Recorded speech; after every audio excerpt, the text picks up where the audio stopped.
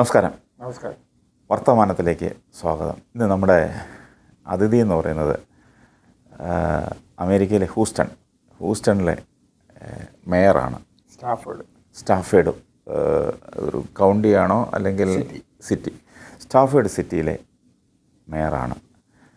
മേയറെന്ന് മാത്രം പറഞ്ഞാൽ പോരാ, നമ്മുടെ മലങ്കര ഓർത്തഡോക്സ് സഭയുടെ സഭ അംഗമാണ്. ഇവിടുത്തെ കത്തീഡ്രൽ പള്ളിയിലെ സൺഡേ സ്കൂൾ അധ്യാപകനാണ്.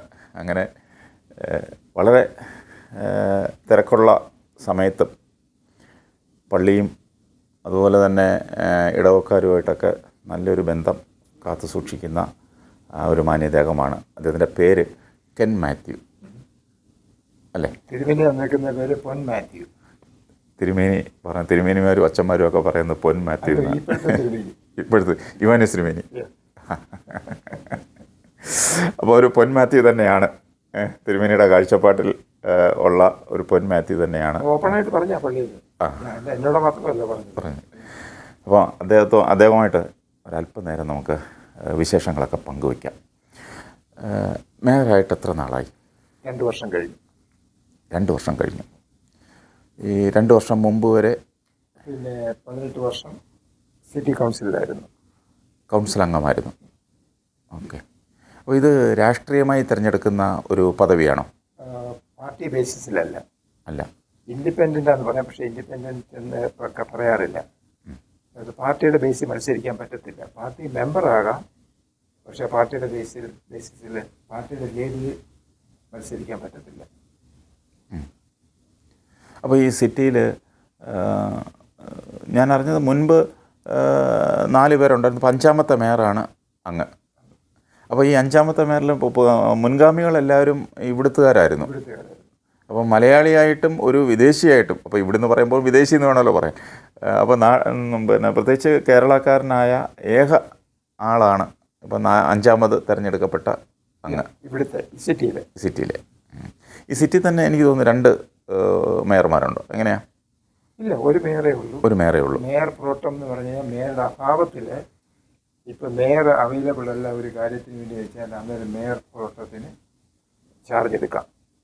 ഇപ്പം ഞാൻ നാട്ടിൽ പോവുക, അന്നേരം നാട്ടിൽ പോകുന്ന സമയത്ത് എന്തെങ്കിലും ഒരു ആവശ്യം ഉണ്ടെങ്കിൽ സെക്കൻഡ് ഇൻ കമാൻഡ് പുള്ളിക്ക് ചെയ്യാം. അല്ലെങ്കിൽ ഞാൻ മേയർ ഉണ്ടെങ്കിൽ പറ്റത്തില്ല. അപ്പോൾ ഈ നാട്ടിൽ പോകാമെന്ന് പറയുമ്പോൾ അദ്ദേഹം കായംകുളം കാതീശാപ്പള്ളി ഇടവക അംഗമാണ് അല്ലേ? ആ, പക്ഷെ നാട്ടിൽ പോയിട്ട് കുറേ വർഷങ്ങളായെന്ന് തോന്നുന്നല്ലേ? പക്ഷെ എനിക്ക് തോന്നുന്നു ഒരു 10 വർഷത്തോളം ഒക്കെ ആയെന്ന് തോന്നുന്നു. ഇപ്പോഴത്തെ അവിടുത്തെ വികാരിയൊന്നും അറിയത്തില്ല. ഒരു കമ്മ്യൂണിക്കേഷൻ ഉണ്ടായിരുന്നു മേയറായി കഴിഞ്ഞപ്പോഴേ. ഞങ്ങൾ തമ്മിൽ സംസാരിക്കുകയും ടെക്സ്റ്റ് ചെയ്യുകയൊക്കെ ചെയ്തിരുന്നു. നമ്മൾ ഈ മേയറുടെ, ഈ സിറ്റി മേയറുടെ അധികാരങ്ങൾ എന്തായിരിക്കും? അപ്പോൾ നാട്ടിലൊക്കെ നമ്മുടെ ഒരു മേയർ എന്നൊക്കെ പറയുമ്പോൾ ആ പിന്നെ കോർപ്പറേഷൻ പരിധിക്കുള്ളിലെ എല്ലാ കാര്യങ്ങളും അദ്ദേഹത്തിൻ്റെ ഒരു അറിവോടും സമ്മതത്തോടും അല്ലെങ്കിൽ അദ്ദേഹത്തിൻ്റെ ഒരു കാഴ്ചയിലൂടെയാണ് നടക്കുന്നത്. അത് ഗവൺമെൻറ്റിൻ്റെ കാര്യങ്ങളായാലും അല്ലെങ്കിൽ പൊതുകാര്യങ്ങളായാലും അല്ലെങ്കിൽ അവിടുത്തെ ജനങ്ങളുടെ കാര്യങ്ങളായാലും ഓരോ വികസന പ്രവർത്തനങ്ങളിലും അതുപോലെ തന്നെ ഓരോ ജനങ്ങളുടെ ഓരോ ആവശ്യങ്ങൾക്കും അവിടുത്തെ മേയർ എന്ന് പറയുമ്പോൾ ആ മേയറിലൂടെയാണ് ആ കാര്യങ്ങളൊക്കെ കൂടുതലും നടക്കുന്നത്. അപ്പോൾ ഇവിടെ അങ്ങനെയാണോ? അത് തന്നെ. പക്ഷേ സിറ്റി കൗൺസിലാണ് ഫൈനൽ അതോറിറ്റി. സിറ്റി കൗൺസിലിലെ എല്ലാ കാര്യങ്ങളും അപ്രൂവ് ചെയ്യണം. അത് അവിടെ അങ്ങനെയാണ് നമ്മുടെ അപ്രൂവ് ചെയ്യണം. അന്നേരം അതിൻ്റെ മെജോറിറ്റി അനുസരിച്ചാണ് പോകുന്നത്. അപ്പോൾ അവിടെ അത് ഇംപ്ലിമെൻ്റ് ചെയ്യുക എന്നുള്ളത് മേയറുടെ പരിധിയിലുള്ളതാണ്. അതിനാണ് ഈ ഡിപ്പാർട്ട്മെൻ്റൽ ഹെഡ്സും എല്ലാം റിപ്പോർട്ട് ചെയ്യുന്നത് മേയറോടാണ്.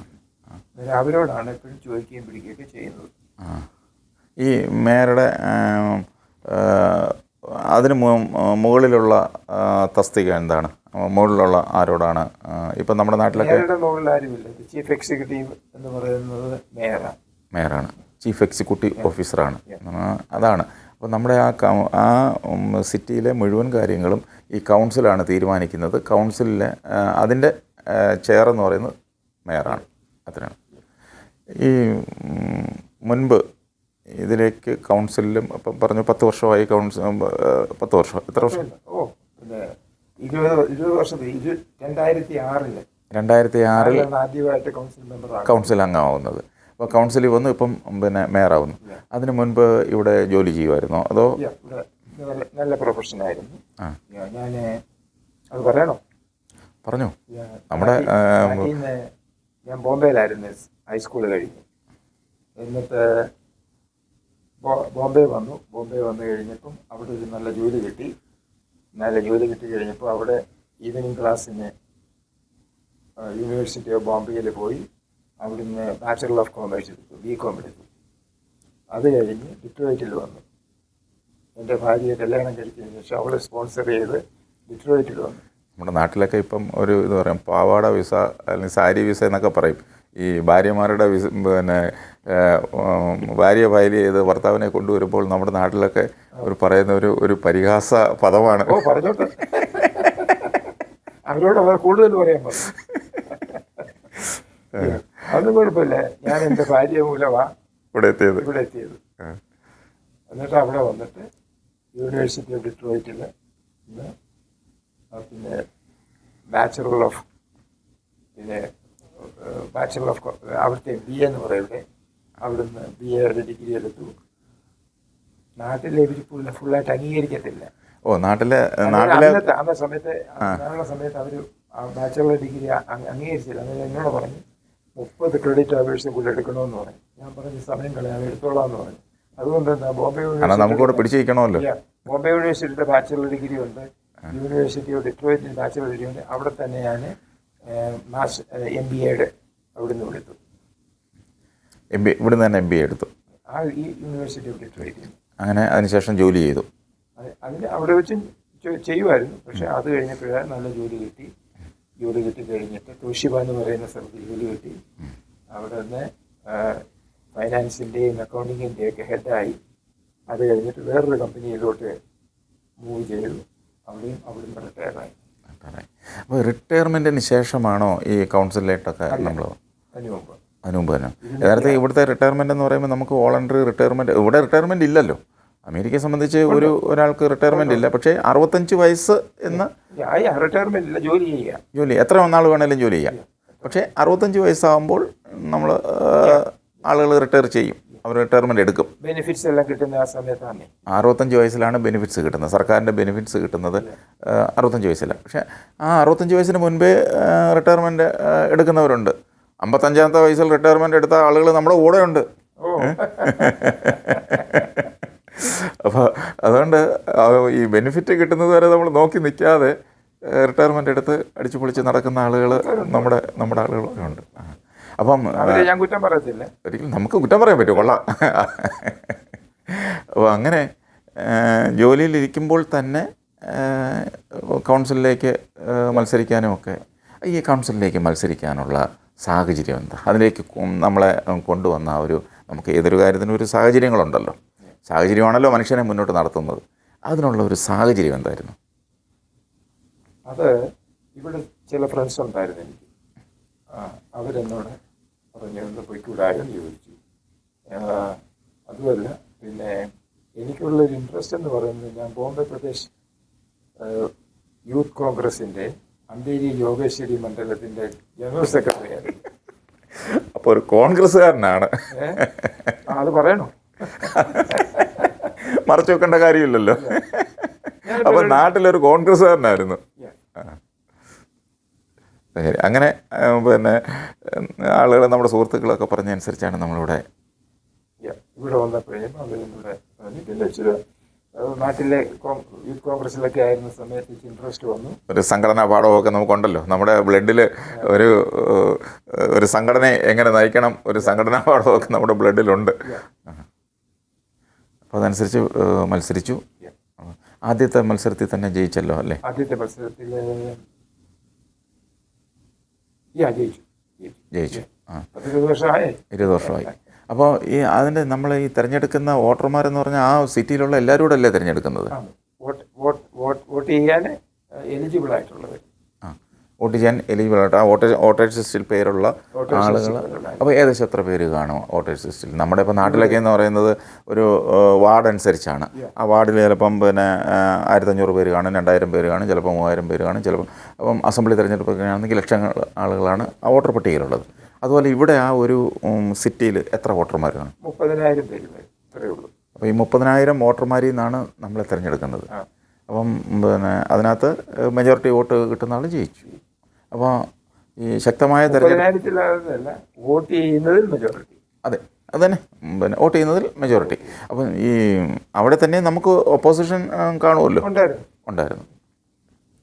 അപ്പം എത്ര പേര് മത്സരിച്ചത്? പല പ്രാവശ്യവും അൺഒപ്പോസ്ഡ് ആയിരുന്നു. പല പ്രാവശ്യം എന്ന് പറഞ്ഞ എല്ലാ പ്രാവശ്യവും അല്ലായിരുന്നു. ഇല്ല. എങ്കിലും നമ്മുടെ ആളുകൾ മലയാളികൾ ഏറ്റവും കൂടുതലുള്ള ഒരു സ്ഥലവും കൂടെ അല്ലേ ഹൂസ്റ്റൺ? അല്ല, മലയാളികൾ കൂടുതലുള്ള, പക്ഷേ മെജോറിറ്റി മലയാളികൾ ഇന്ത്യക്കാരല്ല ഇവിടെ. അല്ല, ഇവിടെ ഒരു എല്ലാം പ്രൊപ്പോർഷണലിയാണ്. ഒരു 25% വൈറ്റ്, എക്സാക്റ്റ് അല്ല പറയുന്നത്, പിന്നെ 25% ബ്ലാക്ക്, 25% ഹിസ്പാനിക്ക്, പിന്നെ ഏഷ്യക്കാരെല്ലാം കൂടി ചേർന്ന് ഇന്ത്യക്കാരും ചൈനീസും എല്ലാം കൂടി ചേർന്ന് 25%. അപ്പോൾ ഇവരുടെ ഒരു ബാലൻസ്ഡാണ്. അപ്പോൾ ഇവരിൽ നമുക്കൊരു മെജോറിറ്റി സപ്പോർട്ട് കിട്ടിയത് ഏത് ഭാഗത്തു നിന്നായിരിക്കും?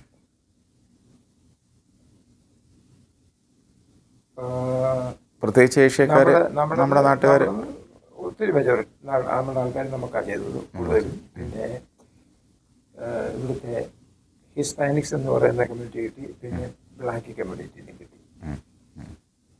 ഇപ്പം നമുക്ക് പിന്നെ ഈ ആദ്യത്തെ തിരഞ്ഞെടുപ്പ് മുതലേ നമുക്ക് നമ്മുടെ ഓപ്പോസിറ്റ് നിൽക്കുന്നവർ ഒന്നുകിൽ ഇവിടുത്തുകാരായിരിക്കും, അല്ലെങ്കിൽ ഇവിടുത്തുകാരായിരുന്നു. അവരെയാണ് നമ്മൾ തോൽപ്പിച്ച് നമ്മൾ ഈ പദവിയിലെത്തിയത്. അതൊരു അഭിമാനം തന്നെയാണ്. പ്രത്യേകിച്ച് നമ്മുടെ ഓർത്തഡോക്സുകാർക്ക് അഭിമാനിക്കാൻ ഒരുപാട് വകയുണ്ട്.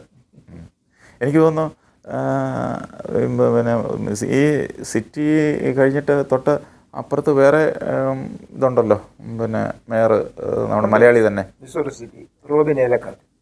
മിസോറി സിറ്റി, അത് മലയാളിയാണ്. അപ്പം മലയാളികൾക്ക് അഭിമാനിക്കാം ഒരു തരത്തിലല്ല. 5 പേര്, ഒരു 2 ജഡ്ജിമാരുണ്ട്, സുരേന്ദ്രൻ പട്ടേൽ, ജൂലി മാത്യു, പിന്നെ ഇപ്പോഴേ ഉള്ള KP George, county judge.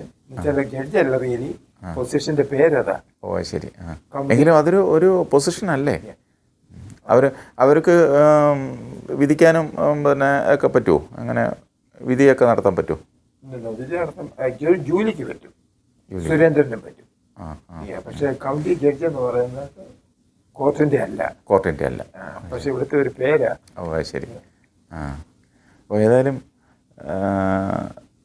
City ഏതാ ഈ മിസോറി സിറ്റി, നമ്മുടെ ഈ സിറ്റി സ്റ്റാഫോർഡ് സിറ്റിയുടെ മേയർ മലങ്കര സഭയ്ക്ക് തന്നെ ഒരു അഭിമാനമാണ്. ഇവിടെ വന്നപ്പോൾ മുതലേ ആ ഒരു പാരമ്പര്യത്തിലല്ലേ നിൽക്കുന്നത്. നമ്മുടെ ഓർത്തഡോക്സ് പാരമ്പര്യത്തിൽ തന്നെ അല്ലേ? മാറിയൊന്നും പോയിട്ടില്ലല്ലോ. പല ആളുകളും നാട്ടിൽ നിന്നൊക്കെ വരുമ്പോൾ ഇവിടെ വന്ന് ബന്ധക്കോസിലും അല്ലെങ്കിൽ മറ്റ് സഭകളിലൊക്കെ പോകുന്ന ഒരുപാട് ആളുകളുണ്ട്. അപ്പം അങ്ങനെയൊന്നും പോകാതെ നമ്മുടെ മലങ്കര സഭയിൽ തന്നെ ഉറച്ചു നിന്ന് സഭയിലെ കുട്ടികൾക്ക് സൺഡേ സ്കൂൾ ക്ലാസ് എടുക്കുന്നൊക്കെ പറഞ്ഞപ്പോൾ അതൊക്കെ കേട്ടപ്പോൾ ഒരു അഭിമാനം തോന്നി. ഞാൻ അവരോട് പറയുന്നത് ഡിനോമിനേഷന് വേണ്ടി ചാവരുത്, കർത്താവ് പറഞ്ഞ് അന്യോന്യം സ്നേഹിക്കുക എന്ന് പറഞ്ഞ് ഞാൻ ആ പിള്ളേരോട് പറയാറുണ്ട്. ഗുഡ് സമരിറ്റൻ്റെ സ്റ്റോറി ഇതെന്നൊക്കെ പറയുന്നത്. ഡിനോമിനേഷൻ എന്ന് പറയുന്നത് ഞാൻ മുമ്പേ പറഞ്ഞിട്ടുണ്ട്, denominations are for domination. To do the work that Jesus has asked us to do, we don't need a denomination. അത് യാതൊരു സംശയമില്ല. മറ്റുള്ളവരുടെ ഡിനോമിനേഷൻ കാരണം എല്ലാം സ്വർഗത്ത് പോകുന്നതല്ല എന്നും പറഞ്ഞുകൊണ്ട് ദൈവം തമ്പുരാൻ ഇട്ടിടത്തുനിന്ന് നമ്മൾ പോകരുത്. നമുക്ക് ചോദിച്ചാൽ നമ്മൾ ഓർഡർ കൊടുത്താണോ നമ്മളെ ക്രിയേറ്റ് ചെയ്തേ? അല്ല, ദൈവം തമ്പുരാനാണ് നിശ്ചയിച്ചത്. എവിടെ? Region, religion and race. അത് നമ്മുടെ ഇതിൽ അത് മേടിച്ചതല്ല. അന്നേരം ദൈവം തമ്പുരാൻ ചൂസ് ചെയ്തതിനെ ധിക്കരിക്കാതിരിക്കുക. അതെ, നല്ലൊരു മെസ്സേജാണ്. ഒരു ദിവസം എത്ര മണിക്കൂർ ഇതിനു വേണ്ടി നമ്മൾ ചിലവഴിക്കുക? എത്ര മണിക്കൂർ ജോലി ചെയ്യും?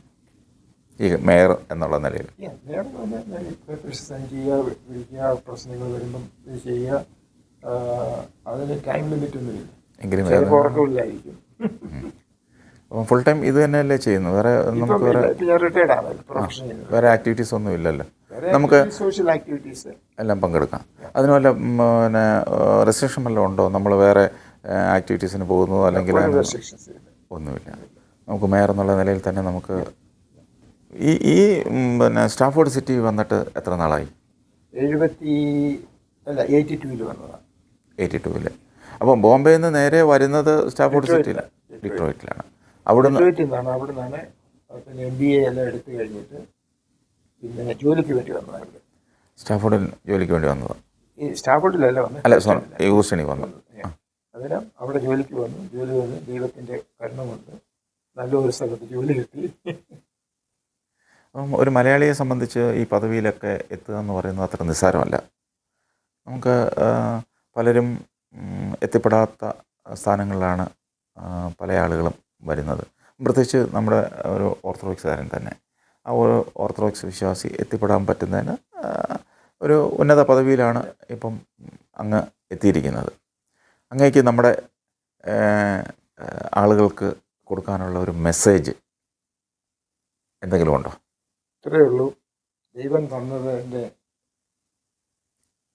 നമ്മൾ ഉപയോഗിക്കുക, താൻ പാതി ദൈവം പാതി എന്ന് പറയുന്ന ഇതുപോലെ നമുക്കൊരു ദൈവം തന്ന എബിലിറ്റീസിനെ നമ്മൾ യൂസ് ചെയ്ത് ലേസി ആയിട്ടിരിക്കാതെ നമ്മുടെ ജോലി നമ്മൾ ചെയ്യുക. എന്നിട്ട് കർത്താവ് കാണിച്ചു തന്നതിൻ്റെ കൂട്ട് ഹ്യൂമിലിറ്റി ആൻഡ് ഹംബിൾനെസ്. വേദോസത്തിലൊരു വാചകമുണ്ട്, ദൈവം തമ്പുരാൻ, അതിന് വേറൊരു വാചകം ഇത് പറയും, ദൈവം ഹൃദയ വിചാരത്തിൽ അഹങ്കാരികളായവരെ ദൈവം ചിതറിച്ചു കളയും. ഭാവികളോട് അത് പറഞ്ഞിട്ടില്ല, നീ തിരിച്ചു പോവാ, പശ്ചാത്തപിക്ക്, എന്നിട്ട് ഞാൻ നിന്നെ എടുക്കുമെന്നാണ് പറഞ്ഞത്. ഹൃദയ വിചാരത്തിൽ അഹങ്കാരികളായവരുടെ ഞാൻ വേദോസത്തിൽ വായിച്ചിട്ടില്ല. തിരിച്ചു പോവാ, പശ്ചാത്തപിക്കാന്ന് അവരോട് പറഞ്ഞില്ല, ഭാവികളോട് പറഞ്ഞു. സോ അതെൻ്റെ ഹൃദയത്തിൽ എപ്പോഴും ഉണ്ട്. ഈ മേയറായതിന് ശേഷം നമുക്ക് പരിഹരിക്കപ്പെടാൻ പറ്റാതെ പോയ എന്തെങ്കിലും, അല്ലെങ്കിൽ എന്തെങ്കിലും സങ്കീർണമായ വിഷയങ്ങളിൽ ഏർപ്പെട്ടിട്ട് അത് പരിഹരിക്കാൻ പറ്റാതെ പോയ എന്തെങ്കിലും സംഭവങ്ങളുണ്ടോ എടുത്തു പറയത്തക്ക? ഇല്ല. ഇപ്പോൾ കഴിവെന്ന് പറഞ്ഞാൽ നമ്മളെപ്പോഴും വിചാരിക്കുന്നത് കൗൺസിൽ പാസ്സാക്കാതെ ഒരു കാര്യവും മേയറിനും ചെയ്യാൻ പറ്റത്തില്ല. മേയർക്ക് സ്വന്തമായി ചെയ്യാൻ പറ്റുന്ന ഒരു കാര്യമില്ല, ചെയ്യാൻ പറ്റത്തില്ല. അത് കഴിഞ്ഞ് മേയർ പൊളിറ്റിക്സ് ആവും. അതേസമയം എൻ്റെ അപ്രോച്ച് എന്ന് പറയുന്നത് ഈ ഡിസിഷൻ മേക്കിംഗ് ബോഡി എന്ന് പറയുന്നത് കൗൺസിലാണ്. നമ്മുടെ പാർലമെൻറ്റും രാജ്യസഭയും എന്നൊക്കെ പറഞ്ഞിട്ട്, അല്ലെങ്കിൽ കേരളത്തിലെ നിയമസഭയിൽ നിന്ന് അവർ പാസ്സാക്കി കഴിഞ്ഞു കഴിഞ്ഞാൽ അത് ശരിയായിട്ട് മുന്നോട്ട് പോകുന്നു എന്നുള്ളത് നോക്കുകയെന്നേ ഉള്ളൂ. പക്ഷേ എവിടെ നിന്ന് എന്ത് ചെയ്യണമെന്ന് വരുന്നത് കൗൺസിലിനാണ് വരുന്നത്. കൗൺസിൽ തീരുമാനിക്കുക. അപ്പോൾ അതിൻ്റെ സുപ്രീം അതോറിറ്റി എന്ന് പറയുന്നത് കൗൺസിലാണ്. യെസ്. ആ കൗൺസിൽ അതിൻ്റെ അധ്യക്ഷൻ എന്നുള്ള നിലയിലാണ് നമ്മുടെ പ്രവർത്തനം. അപ്പോൾ അത് ആ കൗൺസിലിൽ തന്നെ അങ്ങേക്ക് അവിടെ പരിഹരിക്കപ്പെടാത്ത എന്തെങ്കിലും വിഷയങ്ങൾ പോലും കൗൺസിലിൽ വന്നിട്ടുണ്ട്? വരുമല്ലോ. ഇപ്പോൾ ഡിഫറെൻറ്റ് നമ്മുടെ നാട്ടിൽ കാണുന്നതിൻ്റെ കൂട്ട്, അല്ലെ ലോകത്തെല്ലാം കാണുന്നതിൻ്റെ കൂട്ട് പല രീതിയിലല്ലയോ. അന്നേരം അവിടെ ഡിഫറൻസസ് ഉണ്ട്. അത് ഞാൻ പേഴ്സണലായിട്ട് എടുക്കാറില്ല. എല്ലാം കൗൺസിലിന് വിട്ടുകൊടുക്കും? അല്ല, പേഴ്സണലായിട്ട് എടുക്കാറില്ല. ഇപ്പോൾ എന്നെ ഒരു പേഴ്സണലായിട്ട് അക്യൂസ് ചെയ്ത് കഴിഞ്ഞാൽ ഞാനത് പിന്നെ അവരെ ദേഷ്യപ്പെട്ട് പിടിക്കുകയൊന്നും ചെയ്യാറില്ല. അതിനുള്ള മറുപടി പറയും. നമുക്ക് ഇത്രയും നേരം നമ്മളോടൊപ്പം ഈ തിരക്കിനിടയിലും അല്പസമയം നമ്മളോടൊപ്പം ചെലവഴിച്ച അങ്ങേക്ക് മലങ്കര ശബ്ദത്തിൻ്റെ എല്ലാവിധ ആശംസകളും ഭാവുകങ്ങളും നന്ദിയും രേഖപ്പെടുത്തുന്നു. താങ്ക് യു സാറേ. Thank you. സമയമെടുത്ത് ഇവിടെ വരികയും ഇത്രയും എൻ്റെ ഓഫീസിൽ വരികയും എന്നെ ഒന്ന് കാണാൻ വന്നതിൽ ഒത്തിരി സന്തോഷമുണ്ട്. Okay, thank you.